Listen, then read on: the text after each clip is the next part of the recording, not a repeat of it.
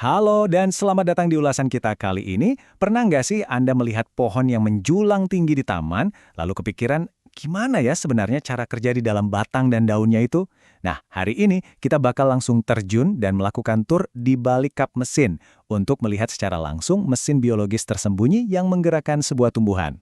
Buat pemanasan, coba pikirkan pertanyaan ini. Bagaimana caranya tumbuhan melawan gravitasi? Ini benar-benar sebuah keajaiban rekayasa alam. Maksud saya, bayangkan saja, tumbuhan secara ajaib bisa menarik air dari dalam tanah, terus memanjat naik melawan gravitasi hingga ke ujung daun tertingginya. Dan mereka melakukan itu semua tanpa menggunakan pompa mekanik sama sekali. Gimana coba fenomena luar biasa ini bisa terjadi? Mari kita bedah bareng-bareng mulai dari gambaran besarnya. Pertama, mari kita kenali dulu organ utama pada tumbuhan. Biar lebih gampang, bayangkan sebuah tumbuhan itu seperti sebuah kota yang sangat sibuk. Layaknya kota metropolitan, tumbuhan punya distrik-distrik utama berskala makro yang bisa kita lihat dengan jelas dari luar. Dan setiap distrik ini punya tugas yang sangat spesifik biar kota ini tetap hidup dan terus berkembang. Distrik fondasi kita yang pertama ada di bawah tanah, yaitu akar. Akar ini kerjanya menyerap air dan mineral dari tanah, sekaligus menopang keseluruhan tubuh tumbuhan biar nggak gampang rubuh. Menariknya, kadang-kadang akar ini juga jadi tempat menyimpan cadangan makanan, kayak yang biasa kita makan pada wortel atau lobak. Pokoknya, ini adalah pusat ekstraksi sumber daya alam kota kita. Dari bawah tanah, kita naik menuju batang. Batang ini fungsinya lebih dari sekedar tiang penyangga, daun, bunga, dan buah loh. Sebenarnya, batang ini beroperasi seperti koridor transit utama atau jalan tol penghubung di dalam kota, yang mengangkut air dan makanan ke berbagai arah. Jadi, batang adalah pilar penyangga vital sekaligus urat nadi transportasi yang bikin kota ini tetap berdiri tegak. Terus kita naik lagi sampai tiba di daun. Nah, disinilah letak pabrik utamanya. Daun bisa diibaratkan sebagai pabrik makanan bertenaga surya super canggih. Di daun inilah tempat terjadinya fotosintesis, tempat tumbuhan bernafas melalui pertukaran gas, dan tempat penguapan. Mereka menangkap energi matahari dan mengubahnya jadi energi kehidupan. Luar biasa kan? Oke, itu tadi organ-organ makronya. Sekarang, kita akan zoom in sedikit untuk melihat arsitektur pembentuknya. Jaringan tumbuhan alias sang mesin tersembunyi.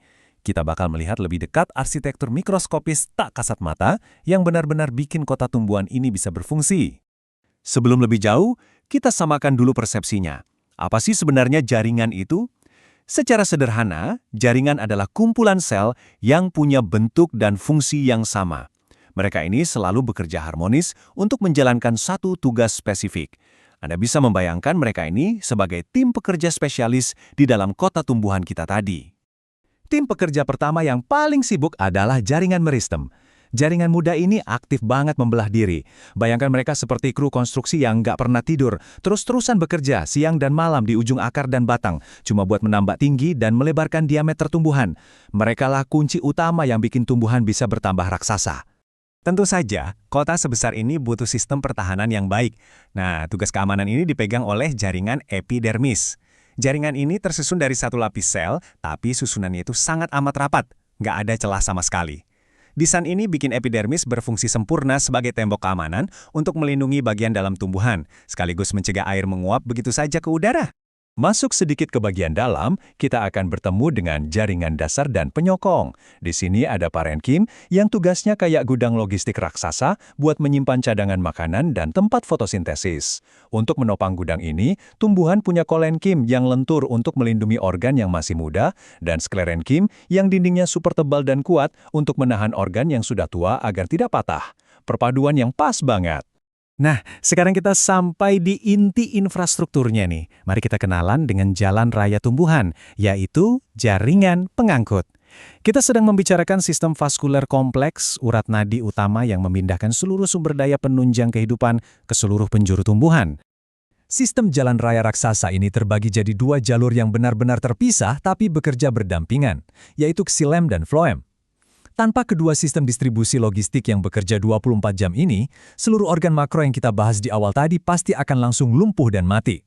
Perbedaan antara kedua jaringan ini tuh sangat mengejutkan loh. Silem fungsinya khusus mengangkut air satu arah tegak lurus ke atas dari akar. Dan uniknya, pipa ini terbuat dari sel-sel mati yang berdinding sangat tebal. Ya, persis seperti instalasi pipa beton. Di sisi lain, floem adalah jalur untuk menyebarkan hasil makanan fotosintesis ke segala arah. Dan ini terbuat dari sel-sel yang masih hidup. Jadi gampangnya, silem itu pipa air bersihnya, dan floem itu layanan antarjemput makanannya. Kalau kita renungkan semua temuan mikroskopis tadi, kita akan menemukan sebuah harmoni luar biasa antara struktur dan fungsinya. Arsitektur seluler pada tumbuhan benar-benar punya tingkat presisi tinggi untuk menjalankan pekerjaannya masing-masing.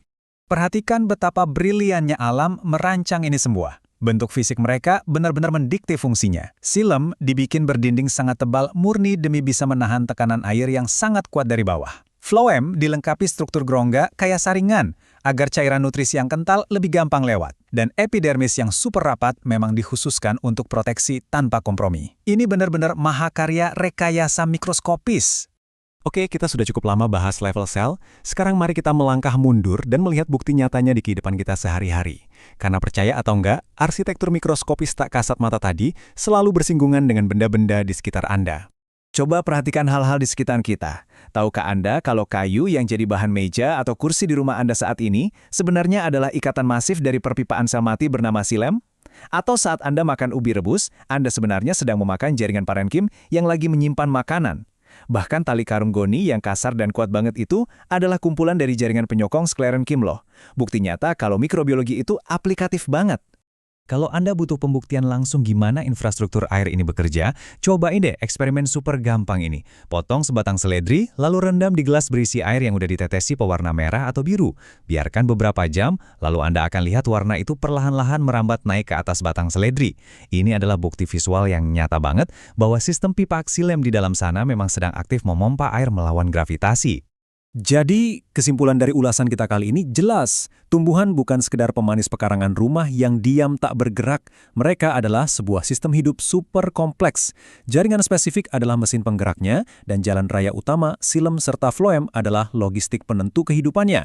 Dan yang paling penting, di alam semesta ini, desain sebuah struktur akan selalu beradaptasi sempurna dengan fungsi utamanya. Sebelum kita tutup ulasan ini, ada satu pertanyaan provokatif yang ingin saya tinggalkan buat Anda. Apa jadinya kalau jalan raya tumbuhan atau jaringan pengangkut ini tiba-tiba rusak? Bayangkan kalau kota modern yang Anda tinggali tiba-tiba jalur air bersih dan jalur distribusi pangannya diputus total. Hancur bukan? Struktur alami tumbuhan memang sangat kuat, tapi juga menyimpan kerentanan yang fatal jika infrastruktur mikroskopisnya terganggu. Coba ingat-ingat kembali betapa rapuh sekaligus luar biasanya keseimbangan ini saat besok Anda melihat sebuah pohon besar. Teruslah penasaran, teruslah mencari tahu, dan sampai jumpa di ulasan visual kita berikutnya.